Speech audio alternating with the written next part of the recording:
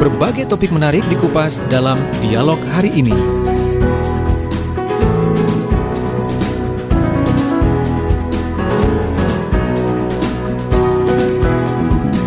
Selamat pagi, Assalamualaikum warahmatullahi wabarakatuh. Apa kabar Anda sahabat pendengar di mana saja Anda berada? Sekarang kita masuk dalam program komunikasi bisnis bersama Roni Hamustamu, Direktur Keuangan Consulting. Tema kita adalah COVID-19 berkepanjangan. So, what next?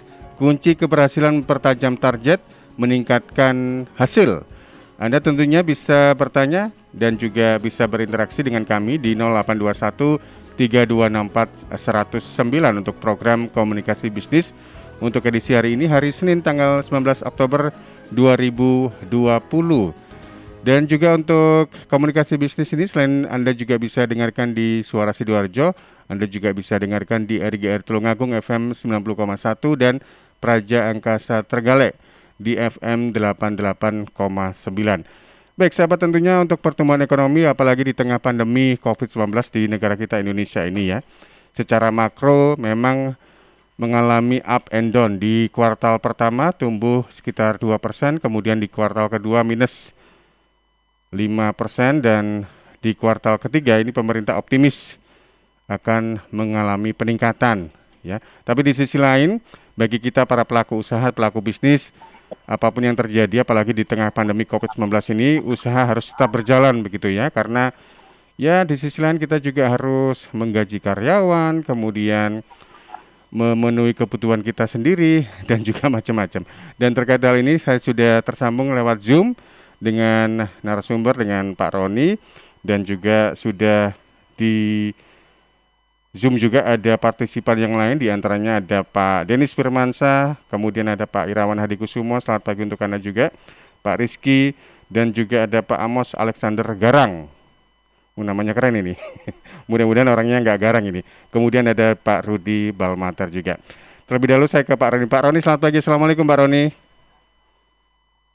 Selamat pagi, waalaikumsalam Mas Panji dan sahabat Suara Sidoarjo. Sehat ya Pak Roni ya? Makasih nih, kita memulai minggu baru nih. Siap. Semoga dengan semangat yang lebih baik. Betul. Semakin semangat dan juga semakin sukses tentunya. Dan endingnya nanti profitnya juga semakin bertambah begitu ya. Tujuannya kan kita gitu. Biasanya kan sudah mendekati akhir tahun ini mulai deg-degan nih. Iya betul. Baik, Pak Roni, ada yang spesial di tahun 2020 karena kita masih di tengah pandemi COVID-19. COVID-19 berkepanjangan. So, what next? Bisa dijelaskan lebih jauh ini Pak Roni. Ya, terima kasih Mas Panji. Dulu kita berpikir bahwa yang namanya pandemi COVID itu 3 bulan, 6 bulan paling panjang selesai. Bahkan ada orang yang sangat jago di bidang survei mengatakan setelah Juli akan membaik, September beres, kan kira-kira begitu.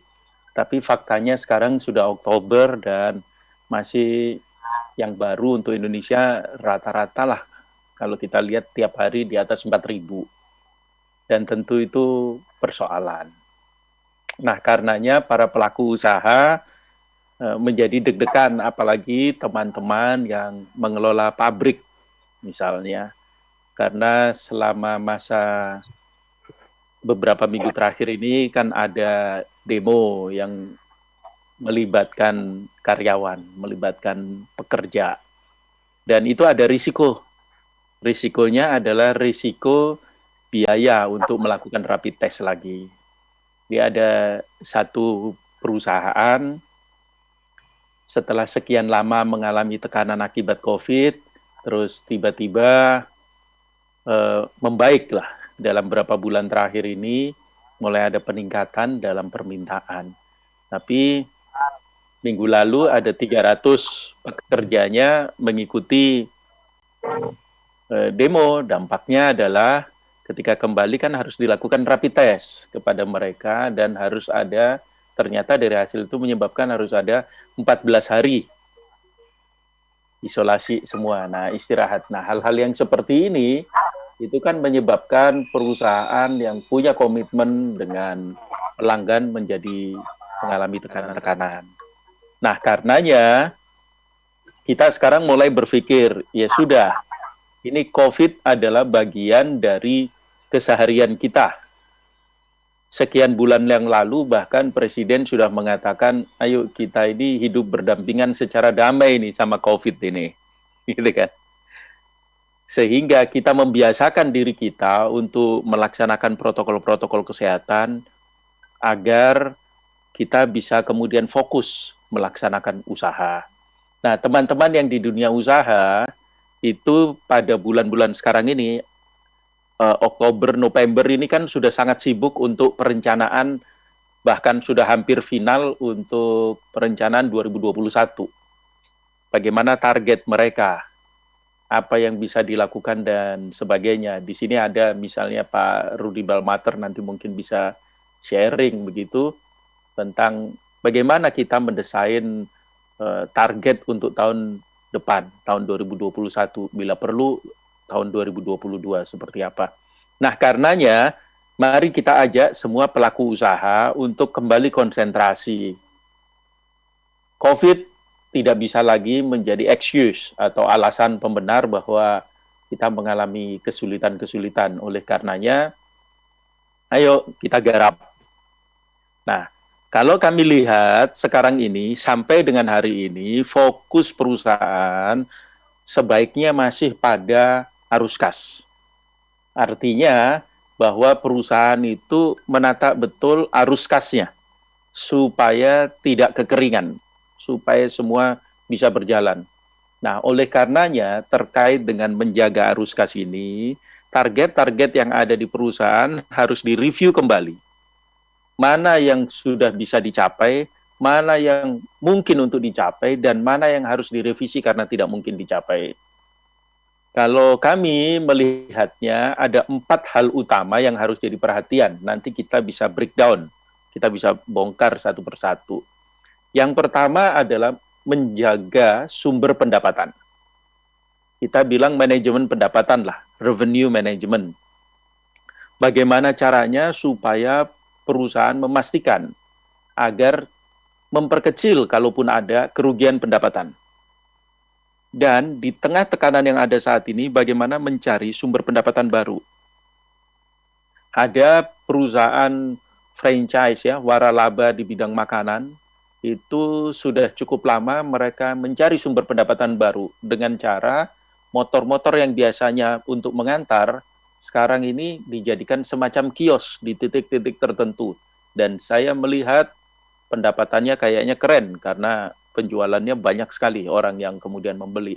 Tentu ada ketajaman produk jenis apa yang bisa dijual di titik seperti itu. Sehingga kemampuan untuk mempertahankan arus kas agar tetap stabil itu bisa dilakukan. Yang kedua, Mas Panji dan sahabat Suara Sidoarjo adalah mempertahankan pengeluaran yang optimal.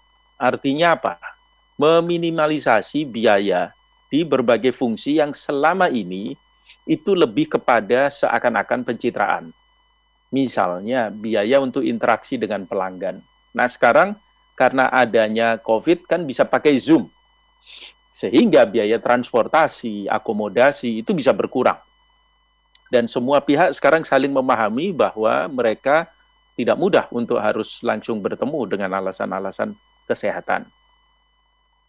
Layanan-layanan di bidang korporasi, corporate ya, yang sifatnya corporate, yang kemudian dibagi bahkan dengan anak-anak usaha, itu juga mesti dilihat kembali. Mana yang harus dipertahankan, mana yang tidak. Sepanjang mata rantai pasokan, dari bahan baku sampai kepada pembeli, minimal sampai kepada retailer, itu mesti jelas. Mana yang harus diefisienkan, mana yang selama ini tidak efektif. Apakah misalnya mata rantai ini terlalu panjang? Di sektor farmasi misalnya, itu kan ada panjang banget. Kalau belum berubah itu 120 hari lead time-nya. Nah, kalau itu bisa dipotong kan menjadi sangat baik, bisa mengurangi biaya. Karena ada sangat banyak pihak, mulai dari pedagang besar farmasi, distributor, subdistributor, retailer, dan seterusnya. Nah, yang ketiga, Mas Panji dan sahabat Suara Sidoarjo adalah bagaimana kita mengelola ketidakpastian sumber daya manusia yang hari ini ada. Jadi ketidakpastian. Kenapa saya katakan ketidakpastian? karena semua bisa terjadi. Orang yang baik ingin dipertahankan, tapi ternyata terkena COVID dan harus berpisah dengan kita, misalnya, dalam waktu yang pendek. Karena sekarang ini COVID tidak selalu 14 hari. Ada yang 1 hari, 2 hari, 3 hari, langsung tidak bisa diselamatkan. Nah, karenanya, semua yang ada di perusahaan mesti berani sekarang mereview yang namanya manajemen kinerja seperti apa, mau diukur pada titik mana. Manajemen pembelajarannya gimana? Apakah staf kita itu selalu menjadi lebih baik dibanding kemarin? Apakah ada hal-hal yang kemudian bisa jadi pijakan untuk bertumbuh? Pengelolaan manajemen personalia, ya. Bagaimana interaksi juga antar pegawai. Nah, kebijakan-kebijakan yang terkait dengan sumber daya manusia itu sekarang harus direview kembali apakah masih relevan. Nah, 3 hal ini, Mas Panji, menjaga sumber pendapatan, mempertahankan pengeluaran yang optimal, dan mengelola ketidakpastian sumber daya manusia untuk memastikan arus kas tadi terjaga, itu dibutuhkan atau membutuhkan satu lagi, namanya infrastruktur pendukung. Nah, infrastruktur pendukung kita siap apa enggak? Misalnya dari sisi komunikasi. Sistem komunikasi kita baik enggak selama ini? One way atau bisa 2 arah? Teknologi informasi, apakah sudah siap? Sekarang sangat dibutuhkan. Rantai pasokannya ditata. Fasilitas, apakah betul kita membutuhkan kantor seperti yang hari ini atau yang tahun-tahun kemarin? Beberapa perusahaan, kami diskusi, itu sudah memutuskan untuk di daerah tidak lagi menyewa kantor cabang, tapi punya orang yang in charge di daerah itu, yang mengelola cabang itu. Kantornya di mana? Di mobilnya dia, katanya gitu, dan di laptopnya dia. Nah, hal yang seperti ini menjadi sesuatu yang menarik untuk dikaji demi efisiensi perusahaan. Dan bagaimana kita menata keberlanjutan bisnis. Itu, Mas Panji, yang menjadi dasar kita pagi ini untuk berdiskusi. Semoga menjadi manfaat, kita bisa menggugah ada hal-hal baru yang nanti mungkin akan kita bisa bahas bersama. Baik. Gitu, Mas Panji, untuk mengantar. Pak Roni, nanti juga akan ada peluang saya ngobrol dengan Pak Amos Alexander Garang. Sepanjang yang saya tahu ini baru pertama kali join dia. Mudah-mudahan kerasan ini. Kemudian juga ada Pak Irawan Hadikusuma dan juga ada Pak Rizky. Saya coba ke Pak Rudi Balmater ini. Good morning, Mr. Rudi, apa kabar?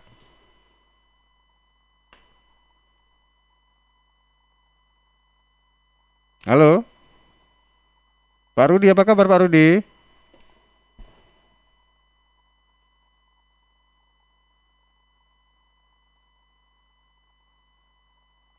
Pak Rudi belum di-unmute. Iya, Pak Rudi mungkin bisa di-unmute dulu untuk Zoom-nya ini, Pak Rudi. Good morning. Oke, Pak Rudi, seperti yang tadi disinggung oleh Pak Roni ya, di tengah pandemi COVID-19 ini kan tahun 2020 mungkin bisa dikatakan tahun yang ya naik turun gitu, bikin deg-degan. Tapi di sisi lain di tahun 2021 ini, informasi yang kami dapatkan bahwasanya pemerintah rencananya akan melaunching untuk vaksin ya. Tapi di sisi lain tentunya perusahaan harus punya strategi-strategi dong untuk bisa tetap survive, apalagi bisa istilahnya itu menambal, mungkin kalau di tahun ini minus, di tahun 2021 akan lebih sukses begitu. Apa ini kiat-kiatnya nih Pak Rudi?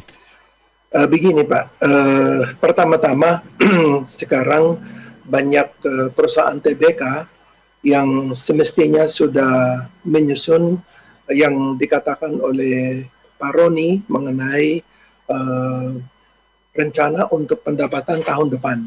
Sebab ini memang yang sumber dana daripada perusahaan. Nah, pertanyaan yang mendasar ini, apakah marketing department bisa menggunakan data-data yang mereka miliki tahun-tahun yang lalu.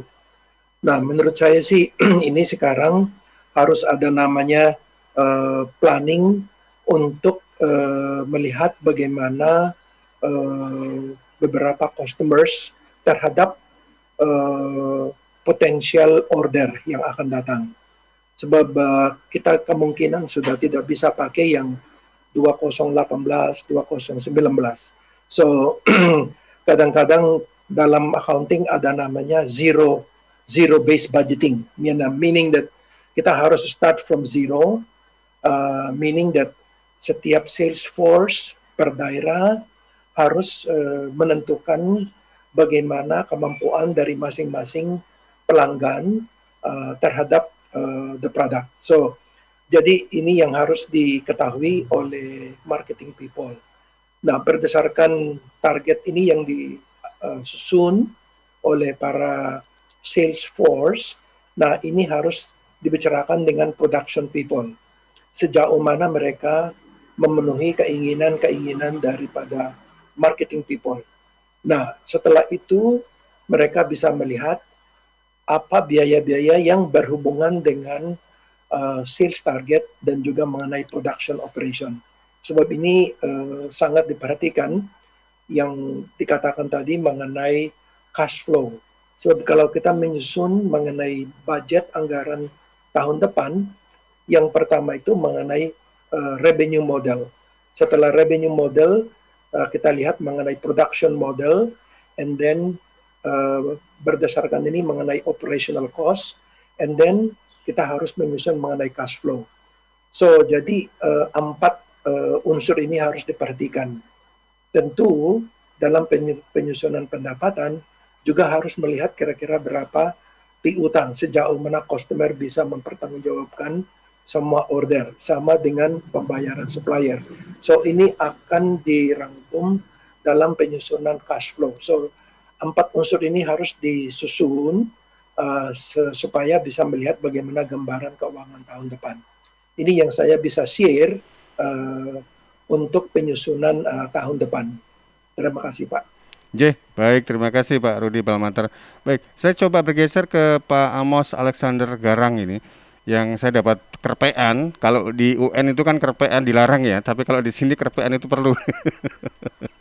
Yaitu Pak Amos Alexander Garang ini juga adalah konsultan SDM. Dan juga perlu saya ingatkan untuk sahabat pendengar di mana saja Anda berada yang ingin ikut berdiskusi atau bertanya dengan para pelaku bisnis, orang-orang yang sudah punya expert yang luar biasa dalam bisnis, silakan Anda bisa tanyakan di 0821 3264 109, atau juga Anda bisa tulis komentar Anda di channel YouTube kami di Suara Sidoarjo Lab. Pak Amos Alexander Garang, selamat pagi Pak Amos. Selamat pagi Mas Panji, pagi Pak Roni. Selamat pagi. Iya, ini mohon maaf saya manggilnya apa ini, Pak Amos atau Pak Garang ini? Amos saja nggak apa-apa Pak. Pak Amos saja nggak apa-apa ya. Padahal Pak Amos sebenarnya orangnya humble, nggak gampang marah gitu ya. Meskipun namanya ada embel-embel Garangnya. Tapi kalau Garang untuk hal yang positif kan nggak ada masalah gitu ya Pak Amos. Pak Amos, Mas. kalau boleh tahu untuk background Anda sebagai konsultan SDM ini apa ini Pak? Background pendidikan tuh background company, Pak. Aktivitas yang sedang dilakukan sekarang ini terkait dengan konsultan SDM ini Pak. Kalau sekarang konsultannya lagi mandek Mas, karena sumber nggak ada. Semua fokus untuk menghitung ulang budget perusahaan masing-masing dan persiapan PHK kelihatannya Mas. Oh gitu ya. Ya. Jadi di tahun 2020 ini memang banyak sekali PHK begitu ya Pak ya, efek dari pandemi COVID-19. Sebenarnya apa yang mendasari perusahaan untuk melakukan PHK ini? Karena kita tahu bahwasanya biasanya kalau di dalam konteks dunia bisnis itu kan karyawan SDM juga merupakan aset perusahaan ini Pak Amos.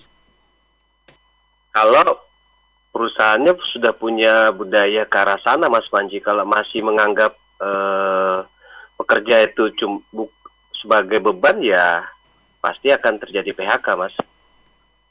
Iya, iya. Jadi untuk tahun 2020 ini pengangguran akan semakin bertambah begitu. Saya cuma khawatir 2021 Mas Panji. Kenapa itu Pak Amos? Kalau saya nggak mungkin Pak Roni atau Pak Rudi lebih paham kondisi di lapangan, tapi yang saya khawatirkan 2021 mungkin lebih banyak PHK yang terjadi kalau kondisi seperti ini. Iya, iya. Meskipun nantinya ada kemungkinan vaksin itu nanti akan mulai diberikan di tahun 2021 begitu ya. Ini juga tidak bisa mengcover pengurangan SDM di perusahaan-perusahaan begitu Pak Amos ya. Vaksin butuh berapa lama untuk realisasi? 6 bulan, 1 tahun? Kita kan nggak tahu Mas Panji. Iya. Ya semoga lebih baiklah daripada tahun ini.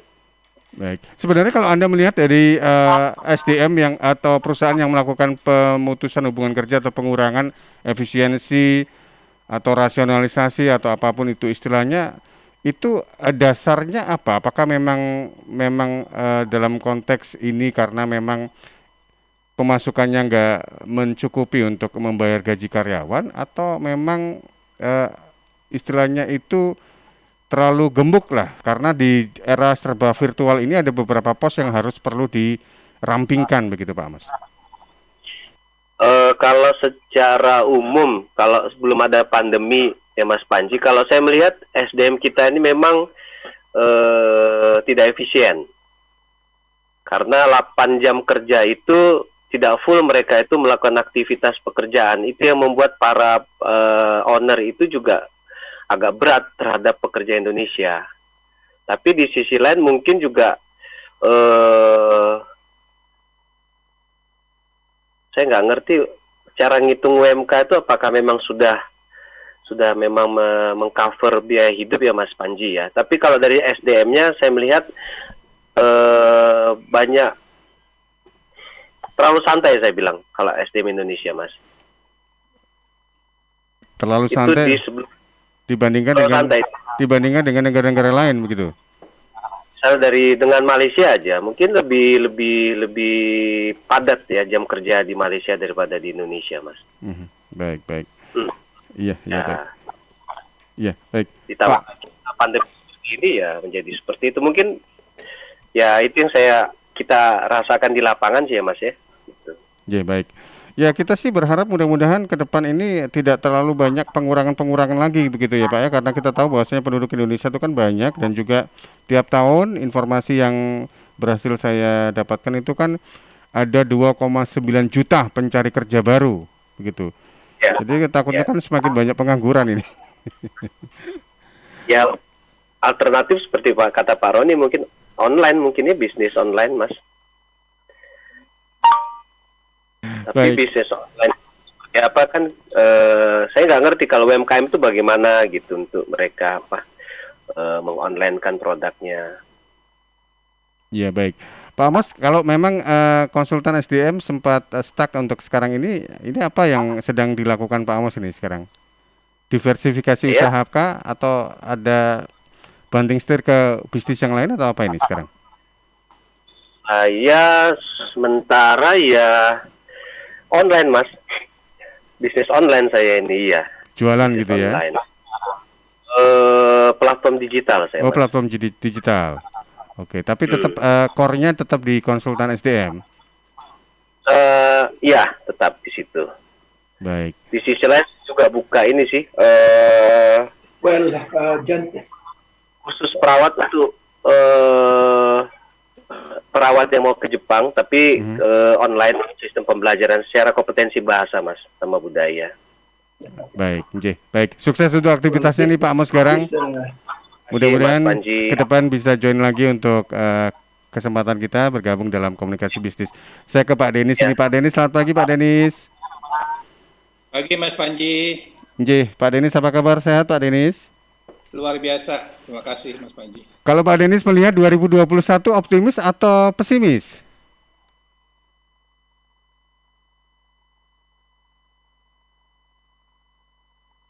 Suaranya hilang Mas. Pak Denis. Sorry, ya Mas. Ya, suara saya terdengar? Terdengar sekarang, oke, sudah bagus. Oke, siap. Bagus. Pak Denis, kalau Anda melihat tahun depan, optimiskah atau pesimiskah? Saya kalau diizinkan, nih ada oret-oretan bodoh-bodohan saya 3 bulan, 4 bulan lalu. Ya, kalau diizinkan saya mau share screen sih. Boleh, nanti saya komunikasikan dengan bagian redaksi. Ya, jadi lebih gampang lihatnya, ya, dan saya bukan ekonomis, jadi saya punya mungkin poin-poinnya sangat sederhana. Tapi mungkin sambil menunggu, saya rasa masih banyak yang harus kita bereskan sampai akhir tahun, tetapi saya sedikit optimis bahwa 2021 sudah akan menjadi lebih baik dari tahun 2020. Ya. Kita sudah melihat beberapa negara di luar kita juga sudah ada economic growth ya. Terakhir saya baca China kuartal 3 sudah sekitar 4, sekian persen ya. Nah, ini perlu menjadi benchmark kita ya, supaya kita bisa melihat bahwa negara lain juga bisa seperti itu, terlepas dari tata politiknya atau tata pemerintahannya, tetapi artinya sudah ada pergerakan-pergerakan yang cukup menggembirakan. Nah, kalau di bidang saya yang multi finance masih sedikit terseok-seok juga, akan tetapi sudah mulai bergerak gitu, nggak berhenti sama sekali seperti beberapa bulan yang lalu. Tadi saya lihat juga di chat itu ada yang menulis mengenai cash is king, memang itu satu-satunya sekarang yang bisa diandalkan ya. Jadi selama cash kita masih pegang di tangan, itu kita masih lebih mudah. Tadi Pak Rudi sudah menjelaskan mengenai aspek-aspek lain yang bisa dilakukan. Saya kira sudah sangat komplit. Pak Roni juga sangat komplit. Saya nggak perlu tambahkan, itu udah luar biasa, dan memang situasinya nggak susah, tapi nggak kiamat. Saya merasa nggak kiamat. Ya, selalu ada potensi yang selama kita nggak tinggal diam dan kita terus mencari. Kemarin saya dikirimin satu video lucu, orang ini pabrik perusahaan ini pabrik furniture, sekarang dia nggak bikin furniture lagi tapi bikin peti mati. Nah, saya pikir ini sesuatu terobosan yang ya mungkin lucu, tetapi kalau nggak dia shifting dia mati juga gitu ya. Nah, jadi ini menurut saya sangat suka ya kreativiti yang kayak begini ya. Jadi nggak terima nasib begitu. Inovatif ini berarti luar biasa. Iya kan, apalagi zaman sekarang udah pasti laku kan kalau peti ya. Kalau kita lihat di Eropa begitu udah udah third wave mungkin di Eropa itu seperti itu. Kurang lebih begitu Mas Panji. Terima kasih. Iya, barangkali kalau ada slide yang mau ditampilkan Pak Denis. Iya, saya share screen ya.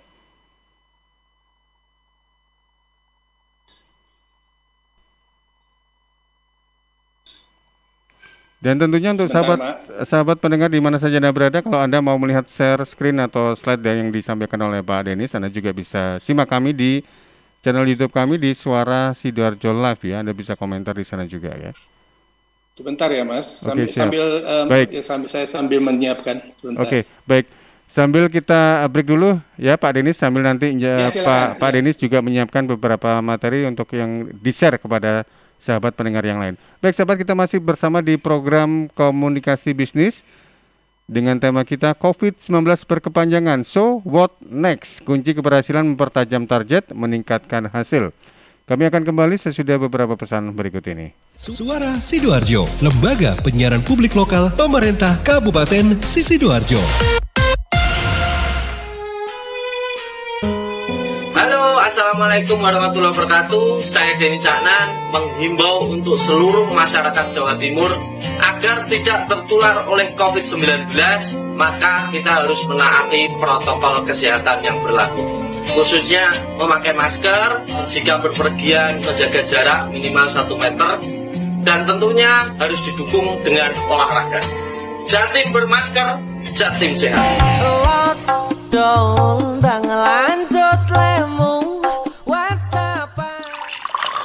2/3 komponen penyusun tubuh kita adalah air. Perhatikan apa yang kita minum. Pilihlah yang bukan hanya menghilangkan haus, tapi punya nilai lebih. Untuk sehari-hari atau acara khusus, minum air dalam kemasan Santri, produksi Kepontren Sidogiri Pasuruan, yang tidak hanya menyehatkan, tetapi turut mengembangkan perekonomian umat. Santri, air minum dalam kemasan yang diambil dari mata air umbulan yang jernih, segar dengan kandungan mineral yang stabil, diproses melalui sand filter, carbon filter, disterilkan dengan ozon, dan sinar ultraviolet dengan teknologi water treatment melalui mesin pengisian otomatis. Santri bersertifikat halal MUI, BPOM, ISO 9001, dan SNI dapatkan dalam kemasan 120 ml, 240 ml, 330 ml, 600 ml, 1500 ml, dan kemasan galon.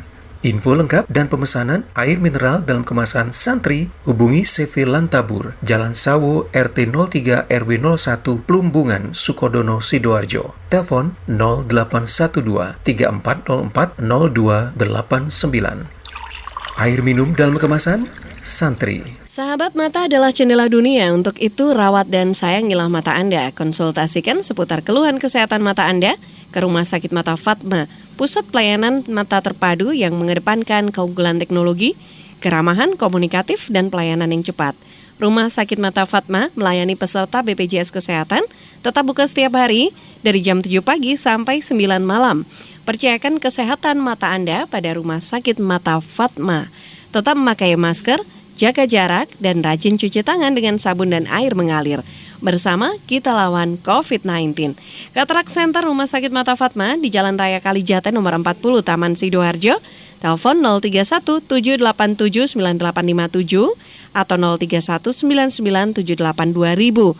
031 787 9857 atau 031 99 78 2000 extension 113 atau 127. Ingat mata, ingat Fatma. Sahabat, kita tahu bahwa merokok dapat mengganggu kesehatan, apalagi rokok ilegal. Ciri-ciri rokok ilegal yaitu rokok yang beredar di pasaran tanpa pita cukai, memakai pita cukai palsu, memakai pita cukai bekas, atau rokok yang memakai pita cukai yang salah peruntukan. Dengan harga jual yang murah, maka rokok ilegal pasti berdampak negatif, diantaranya meningkatkan jumlah perokok pemula dan juga berdampak pada penerimaan negara. Mari bersama-sama memberantas rokok ilegal. Iklan layanan masyarakat ini dipersembahkan oleh Bea Cukai Sidoarjo. Pilgub bermartabat, Sidoarjo hebat. Sidoarjo, yuk podo semangat. Kita sambut pilkada serentak. Ajak sanak saudara memberikan suara untuk masa depan Sidoarjo. Ojo lali hari Rabu 9 Desember 2020.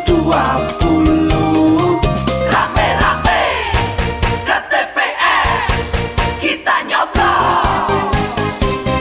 Yuk warga Sidoarjo, pakai hak pilih kita untuk milih bupati dan wakilnya. Sukseskan pilgub langsung, umum bebas rahasia, jujur adil serta bermartabat. Yuk warga Sidoarjo, pakai hak pilih kita untuk milih bupati dan wakilnya. Sukseskan pilgub langsung, umum bebas rahasia, jujur adil serta bermartabat. Pilgub bermartabat, Sidoarjo hebat. Pilgub bermartabat, Sidoarjo hebat. Hey, sukseskan pilgub Sidoarjo 2020. News, Talk, and Music Hits. Suara Sidoarjo. Your multi-platform radio. Terima kasih sahabat pendengar, masih bersama di program Komunikasi Bisnis. Tema kita untuk pagi hari ini COVID-19 berkepanjangan. So, what next? Kunci keberhasilan mempertajam target, meningkatkan hasil. Tadi sebelum jeda, Pak Denis janji tadi akan share screen ya. Pak Denis? Ya, saya izinkan saya 1-2 menit saja. Boleh, silakan Pak Denis. Ya, kira-kira bisa lihat? Bisa lihat, Pak? Belum muncul ini Pak Denis. Oke, kelihatannya masih proses.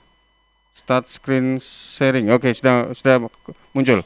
Sudah muncul ya. Nah, Sudah. jadi ini judul yang saya berikan ada di satu acara.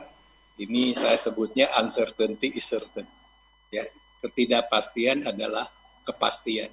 Ya, jadi tadi juga ada Pak Irwan ada menyebutkan jangan pikir tahun depan atau tahun ini juga belum tentu lewat. Saya pikir setuju, tetapi kalau yang di bidang keuangan seperti saya agak repot juga nih Pak Irwan, karena mulai bulan depan udah harus menyampaikan RBT, rencana bisnis tahunan, mau itu seperti apa bentuknya, itu urusan lain lagi. Kita semua juga udah kalang kabut, nggak tahu bagaimana caranya. Ya, nah ini yang tadi saya bilang nih, ini saya buat kira-kira sejak pandemi diumumkan mungkin 1 bulan apa 2 bulan. Ini bodoh-bodohan saya ini, ya. COVID-19 impact ya. Jadi yang di bawah kita lihat yang hijau 2017 masih aman. 2018 masih aman. 2019 udah mulai panik terutama di akhir tahun. Ya, begitu ada si Wuhan itu kita mulai panik, ya. Nah, 2020 di atas itu yang biru itu kita panik dari mulai Januari udah mulai panik, Februari begitu diumumkan jadi super panik. Ya, di Maret itu kalau nggak salah tanggal 2 atau tanggal 3. Sehingga hampir pasti kuartal 2 tahun ini itu benar-benar seperti orang masuk jurang ya, nyungsep masuk jurang ya. Nah, sampai hari ini masih sedikit panik-panik, titik-titik terang sudah ada. Tadi ada yang bicara vaksin, Mardigu juga bilang sudah akan stop bulan depan, kayak begitu-begitu ya. Kita lihat saja. Dan pikirannya yang penting kita bisa positif. Tadi kita sudah baca dari Pak Amos juga mengenai SDM dan sebagainya, masalah banyak sekali, ada juga omnibus law, ada demo, ada segala macam. Nah, masuk 2021 di mata saya ini kita udah half panik ya, setengah panik ya. Nah, mudah-mudahan yang saya sebut salah, mudah-mudahan yang saya sebut benar gitu ya. Nah, 2022 sebenarnya baru ada harapan baru. Ya, 2023 baru stabil. Dan ini saya rasa sehingga saya nggak jauh-jauh amat dari salah satu tulisan, saya lupa oleh siapa, yang hampir-hampir mirip ini. Cuman mereka lakukan itu sangat ilmiah. Nah, saya karena bukan ekonomis, jadi saya nggak ilmiah. Jadi mudah-mudahan lebih gampang dicerna lah. Ya. Nah, ini yang saya suka nih. Gambar ini saya paling suka karena apa? Karena di angka profit itu, tulisan profit itu ada O yang artinya bisa jadi loss dan ada I yang bisa jadi bagian dari risk, ya. Jadi profit itu elemennya selalu ada kerugian dan ada risiko. Ya, nggak ada profit, nggak ada elemen kerugian dan nggak ada risiko. Kalau ada profit seperti itu, namanya itu profit virtual, ya. Nah, ini juga enak kata-kata yang terakhir di kanan ini, until you cross the bridge of your insecurities, you can begin to explore your possibilities. Nah, kita rasanya nih akan melewati bridge of insecurities ini supaya kita bisa mulai dengan harapan-harapan yang lain. Saya rasa mungkin itu saja yang saya bisa share, Mas Panji, Pak Roni, Pak Rudi, dan teman-teman yang lain. Terima kasih. Iya, jadi gelombangnya masih terasa sampai di 2021 ini. Tapi setengah panik. Kembali lagi, mudah-mudahan semua tadi itu salah. Ya, lebih baik saya salah daripada saya benar gitu ya. Tetapi lebih baik kita waspada saja. Iya, baik. Tapi tentunya kita harus antisipasi dengan segala risiko yang ada ini, Pak Denis ya. Baik, saya ke redaksi dulu. Ini Bapak-bapak sudah ada beberapa pertanyaan yang sudah disampaikan di SMS atau WA kami 0821 3264 109. Karin. Iya, ini sudah ada 2 pertanyaan yang bergabung melalui WhatsApp redaksi dan juga 1 pertanyaan melalui Zoom. Yang pertama dari Anissa Ayu. Gimana caranya kita sebagai pelaku investor sendiri dalam mempercayai orang yang kita investasikan jika mereka nantinya bisa atau mampu di dalam mengolah perusahaannya mereka sendiri supaya tidak menjadi kekhawatiran terhadap investor-investor lain. Kemudian yang kedua dari Iramaya. Kalau selama ini kita sebagai pelaku usaha bisnis hanya memikirkan bagaimana cara kita mempertahankan bisnis kita ketika ada wabah saja, lantas bagaimana jika nantinya wabah ini memang sudah menghilang dari bumi? Apa saja yang harus dilakukan oleh para pengusaha sendiri? Kemudian yang dari Zoom ada Irawan Hadikusumo. Bagaimana penerapan dari cash is the king di dalam perusahaan dalam masa pandemi ini? Tadi untuk yang Zoom tadi juga sempat disinggung oleh beberapa partisipan tadi. Baik, saya ke keynote speaker-nya nih, Pak Roni. Ada komentar ya Pak Roni dari beberapa Ya, pertanyaan tadi? terima kasih Mas Panji dan sahabat Suara Sidoarjo. Tentu terima kasih Pak Rudi, Pak Amos, Pak Denis yang sudah mengulas luar biasa sekali.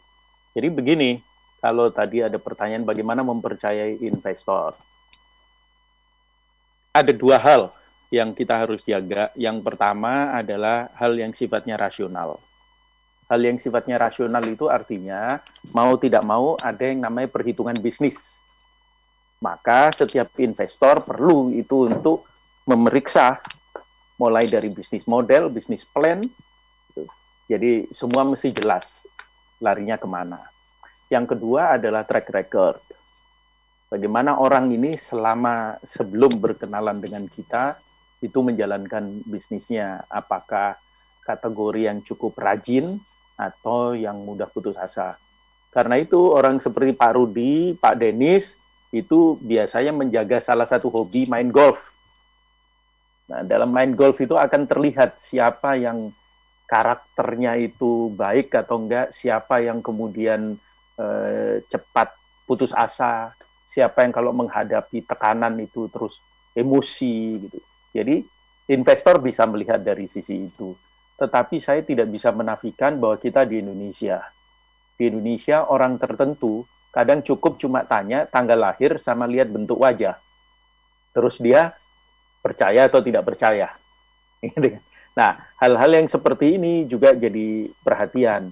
Nah, karena saya tidak ahli yang namanya Feng Shui gitu misalnya, jadi saya nggak ngerti tentang tanggal lahir orang, tentang bentuk wajah dan karakter, bahkan bentuk jari dan sebagainya begitu ya.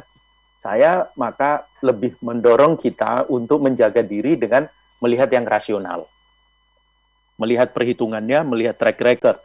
Maka kita bisa mengatakan bahwa investasi di sektor itu dengan orang tersebut itu menjadi tepat. Karena begini, gagasan bisa sangat bagus, tapi belum tentu kalau investasinya dilakukan di Jawa Timur misalnya itu bisa pas. Karena kita punya wilayah-wilayah di mana ada sektor-sektor tertentu yang tumbuh dengan sangat baik, sektor-sektor tertentu akan mengalami hambatan karena ada yang namanya kelompok industri cluster.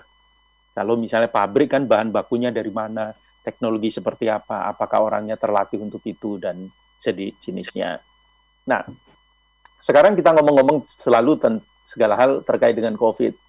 Saya yakin begini, ketika sebuah perusahaan sanggup untuk bertahan di masa krisis, maka akan mudah bagi perusahaan ini untuk berkembang ketika krisis itu sudah terlewati. Jadi ujian profesional di dalam bisnis itu memang adalah apakah sanggup untuk melewati jembatan krisis ini. Dalam hal-hal tertentu, orang yang kreatif kadang-kadang serendipitas itu punya gagasan karena kebetulan terbersit gitu, kayak dapat wangsit gitu. Nah, itu bisa saja terjadi. Nah, dia kalau bisa mengantar ini sampai melewati jembatan krisis, biasanya perusahaan akan tumbuh dengan sangat baik. Pak Irawan, terima kasih tentang cash is the king. Ya, betul. Di masa krisis pilihannya satu, uang harus ada di tangan. Tidak ada uang, akan competitiveness turun lah. Yeah. Kenapa? Karena dalam masa krisis, kredit menjadi tidak menarik. Bagi misalnya kalau kita mau beli barang, lebih enak tunai, walaupun mungkin harganya diskon. Tetapi cash is the king, itu ada batasan-batasannya. Biasanya kita memegang tunai itu hitungannya relatif sampai dengan 3 bulan ke depan. Kalau kita terlalu banyak memegang uangnya, uang itu menjadi bisa saja tidak menguntungkan kalau disediakan dalam bentuk cash semua. Contoh yang paling gampang begini.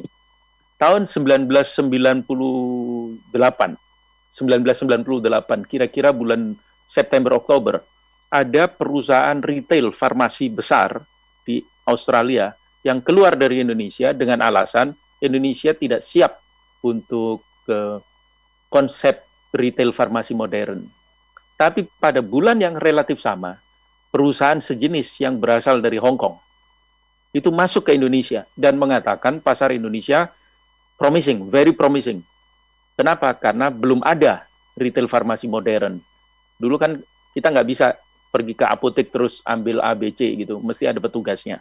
Nah, ternyata dengan data-data yang sangat baik, dia bisa melakukan itu. Dan ada satu yang sangat menarik. Ketika memilih lokasi-lokasi, karena pada tahun 98-99 relatif itu ada tekanan-tekanan akibat krisis ekonomi, maka mereka justru mendapatkan tempat-tempat yang premium dengan harga murah. Jadi, cash is the king itu benar, tetapi kalau ada peluang-peluang untuk melakukan sesuatu dengan harga yang lebih murah, ya nggak apa-apa, itu bisa diambil. Yang penting kita perkirakan bahwa tahun depan ini akan menjadi lebih baik, begitu kondisinya. Kira-kira itu Mas Panji, kalau kepada 3 respon dari teman-teman tadi, semoga sih saya paham di tengah model seperti ini mix antara realita kita melihat adanya tekanan dengan harapan kita supaya kita ini bisa optimis. Yeah. Tetapi mohon dicatat, meskipun ada pertumbuhan-pertumbuhan yang promising begitu, tetapi kan data keuangan menunjukkan bahwa purchasing power kita, daya beli kita belum kembali. Itu satu contoh fakta. Yeah. Tapi kalau kita ngomong promising misalnya, sekarang ini ada rencana besar, semoga nanti betul-betul bisa terjadi masuknya investor-investor dari luar negeri yang berpotensi untuk menyediakan 30 juta lapangan pekerjaan di Indonesia. Beritanya sudah mulai muncul setelah Omnibus Law disahkan gitu ya. Tapi ya memang ini berhadapan dengan sekarang ini banyak orang yang melakukan penolakan dan seterusnya. Pikiran saya sih, kalau kita tidak optimis, no business. Yeah. Jadi optimisme itu mesti dicari. Nah, biasanya kalau kita mau cari optimisme, maka kita mengembangkan yang namanya opportunity. Kalau opportunity atau peluang itu nggak ada, bila perlu kita ciptakan peluang itu supaya ada. Sehingga optimisme bisa dibangun terus. Kira-kira itu, Mas Panji. Baik, Pak Roni, kita kasih peluang dulu ya ke Pak Irawan Silakan. Pak Irawan Hadi Kusumo, karena beliau juga ini request ini. Saya sapa Pak Irawan, selamat pagi Pak Irawan. Pagi Pak Panji. Luar biasa, ini baru pertama kali. Mudah-mudahan next time kita bisa join kembali nih Pak Irawan. Insya Allah Pak. Baik, Pak Irawan, mungkin bisa share pengalaman, silakan Pak Irawan. Oke, saya menanggapi dari Pak Roni tadi tentang cash is the king, dan saya minjam kata-katanya Pak Rudi, my mentor.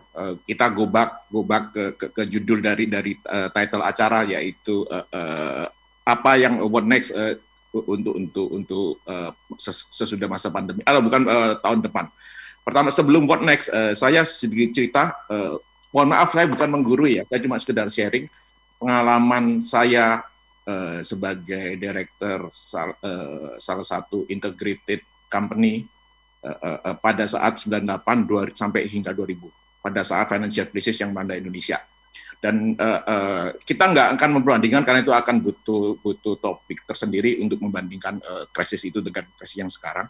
Oke. Singkatnya aja, apa yang sudah kami lakukan, bukan saya lakukan, kami lakukan adalah karena saya bekerja dengan tim saya, dengan manajemen saya, dengan direksi lainnya juga, gitu.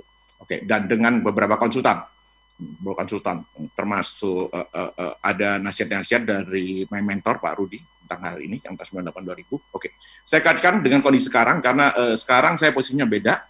Saya sedang tidak memegang sesuatu company sejak 5 tahun lalu. Saya berdiri sendiri. Antara lain ada beberapa bisnis dan antara lain tetap sebagai financial consultant terutama. Oke, singkat aja. Sebagai konsultan saya ceritain sedikit tadi ada Pak Amos ya yang tentang konsultannya mandek. Yeah. Kok saya kebetulan malah dapat berkah Pak. Konsultan saya tambah, saya terus terang bukan sombong sekali lagi. Saya sekarang lagi pusing, waktunya habis ya Pak ya, karena kebetulan konsultan saya bergerak dalam hal corporate finance. Amat sangat banyak sekali orang yang pabrik atau perusahaan yang batuk-batuk, dan kebetulan kami udah membina hubungan lama sekali, belasan tahun bahkan ada yang puluhan tahun. Perlu mencari investor. This is kenapa? Karena kita harus ngomong jujur sekarang ini agar publik juga tahu. Bank exactly stop stop kredit. Ya, itu yang di pabrik loh ya. Saya nggak ngomong KPR atau KPA atau kredit motor ya. Saya nggak tahu itu. Stop dalam pengertian agak lebih lunak dibandingin 98.2000. Saat itu saya mengalami bukan stop loh ya 98.2000 itu. Kami bayar LC-nya dihabisin. Kami bayar working capitalnya di stop. Jadi limitnya diturunin. Kalau sekarang itu menurut saya masih mending. Limit tidak diturunin, tapi tidak bisa tambah new loan. Itu tidak bisa tambah modal kerja baru. LC tetap jalan, tapi tidak bisa tambah fasilitas LC. Itu yang terjadi. Jadi kita harus maintain plafon intinya sekarang itu. Dengan kondisi seperti begitu, tentunya tadi cash is the king is poin utama. Udah nggak bisa ngarapin dari bank lagi sekarang ini gitu. Ya. Ini udah nggak bisa ngarepin dengan bank lagi. Efeknya apa? Tadi batuk-batuk istilah saya. Sebelum batuk-batuk itu jadi COVID, ayo kita sembuhin. Salah satu cara yang saya tawarkan ke mereka, mau nggak mau Pak atau Bu, kita undang investor. Ya, karena bank nggak bisa terus ngarepin siapa? Ngarepin leasing juga nggak mau, gitu. Terus ngarepin siapa? Gitu. Ya kan? Ngarepin pegadaian. Pegadaian kan nggak ngurus perusahaan, gitu loh. Oke, gitu. Investor sebenarnya ada dua yang saya handle. Investor lokal ada aja orang yang punya duit, terutama orang-orang yang sangat prudent, bisnisnya prudent, nggak banyak utang, itu ada aja, termasuk di Surabaya ada aja gitu. Jadi padahal bisnisnya lagi susah gitu, tapi banyak uang. Di mana tadi itu Pak Roni katakan bahwa ada titik poin dia melihat bisnis ini bagus karena turun karena COVID. Berarti artinya sesudah COVID lewat, bisnis ini akan cepat melejit, nggak usah dipapain, cepat melejit gitu aja. Beda kalau bisnisnya sudah nggak bagus sebelum COVID, ya percuma dimasukin sekarang. Sesudah COVID lewat juga ya bakalan masih susah gitu. Oke, itu pilihan dari local investor. Yang kedua, kalau jumlah gede, saya banyak menanganin dengan transaksi minimum at least 20 million US dollar, asingnya baru mau masuk. Ya. Itu banyak sekali asing-asing yang ngincer Indonesia. Ya. Ngincer dalam pengertian positif ya, nggak harus akuisisi 100% ya. Mereka minoritas pun is okay, tergantung company-nya. Kalau company manajemennya bagus, 20% is okay bagi mereka gitu. Jadi mirip go public lah dalam pengertian bahwa dimasukin asing terus kamu harus manajemennya rapi dan sebagainya, terbuka dan sebagainya. Itu yang diinginin asing. Asing bukan hanya masuk money ya. Saya berusaha cariin asing yang strategic partner. It's mean mereka akan buka market baru untuk Indonesia. Mereka akan beri teknologi baru untuk Indonesia. Karena sekarang ini banyak, misalnya yang saya handle, misalnya food ya salah satunya. Ternyata banyak produk-produk food yang berupa raw mat atau cuma semi work in process, itu diekspor ke China. Yeah. Terus sesudah itu di China mereka nggak ngerti, padahal mereka tahu, Pak, barang saya ini diapa-apain sama China, kemudian dikirim ke Eropa atau Amerika. Itu yang banyak terjadi. Gitu. Ya, sekarang ini kalau investor Eropa kan juga pinter-pinter, investor Amerika juga pinter-pinter. Udah tahu ini Pak sumber dayanya dari Indonesia. Yeah. Kondisinya Indonesia krisis, ya kan? Kalau dibiarin dia akan mati itu loh, yang produsen raw material dan sebagainya ini. Gitu. Mereka sudah nawarin ke kita, kok nggak saya yang masuk, asal lu kasih gua saham, kasar yang gitu. Ini ya. Dan gua nggak mau mayoritas kok, gua minoritas is okay. Tapi ayo kita berkembang bersama, di mana saya akan ajarin Indonesia. Di Cina itu dia apa-apain sih gitu loh.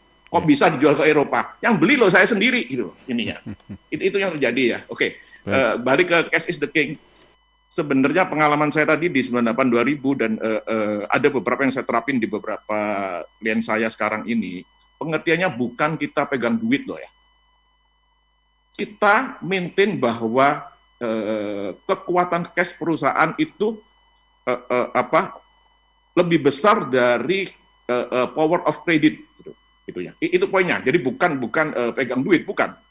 Jadi pengertiannya gini, implementasinya ya. Mohon maaf, saya tolong dikoreksi kalau saya salah. Di Indonesia terlalu muda, kalau ada krisis, itu istilahnya cost cutting. Pak Rudi tentunya juga ingat ya, itu Pak Rudi, yang karena dia yang ngajarin saya sebenarnya. Cost cutting, itu amat sangat mudah. Saya sering berbicara kepada pemilik, kalau direkturmu, kalau manajermu ngajari cost cutting sebagai solusi, nggak usah deh panggil direktur, panggil aja anak SMK. Bisa juga kok anak SMK suruh cost cutting, kurangi gaji, gitu, kurangi fasilitas, gitu, ya kan? Kurangi. Mudah kok, kurangi perjalanan, kurangi seminar, kurangi dan sebagainya. Itu mudah, anak SMK aja bisa gitu. Kurangi lemburan dan sebagainya gitu. Kurangi lemburan, itu mudah gitu loh. Iya kan, anak SMK gampang bayar direktur yang mahal-mahal gitu. Yeah. Apa yang harus dilakukan? Yang saya sarankan adalah konsentrasi how to make money, how to make sales. Itu poinnya. Baik. Jadi jangan bingung aja dengan motong biaya gitu loh. Karena motong biaya itu nggak ngatasin apa-apa gitu loh. Selama kita tidak create income, tetap lambat laun you die. Lambat laun you die. Ya kan intinya. Baik. Jadi itu yang terjadi gitu loh. Yeah. Fokus ke sales. Oke. Sekarang loh Pak, kan duit lagi susah kok fokus ke sales. Ini loh yang saya ngomongin. Yang saya lakukan, kami lakukan during crisis, konsolidasi internal. Istilah saya ya ini ya, mungkin nggak ada di buku-buku. Konsolidasi internal dan konsolidasi eksternal. Internal itu apa? Kita konsolidasi between sales people, finance people, HRD dan sebagainya, HR dan sebagainya ya. Termasuk including production. Bahwa kita buka-bukaan ke mereka, ini kondisi company kita running in crisis. Jadi krisis manajemen selalu menyatakan bahwa kita harus menyadarkan semua orang bahwa kita lagi krisis. Jangan bubuin, oh tahun depan kok ada vaksin kok. Yes, tahun depan ada vaksin, tapi don't forget, vaksin tidak exactly bikin semua pandemi ini menghilang loh. Still need time. Ya, still need time gitu loh. Terus sesudah seandainya tidak ada pandemi, still need time business going to grow. Tidak bisa langsung otomatis balik 100%, tidak bisa gitu ininya. Oke. Jadi maksud saya sadarkan internal bahwa this is crisis.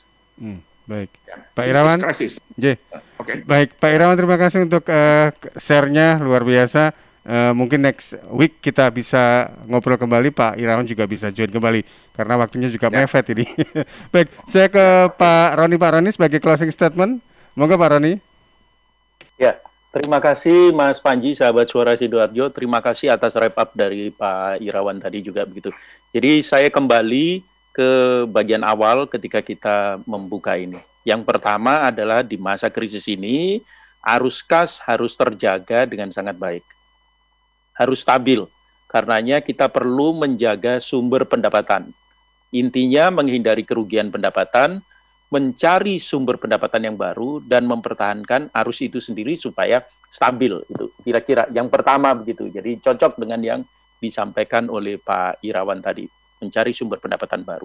Kedua adalah mempertahankan pengeluaran yang optimal, artinya meminimalisasi biaya di fungsi-fungsi yang tidak terlalu perlu.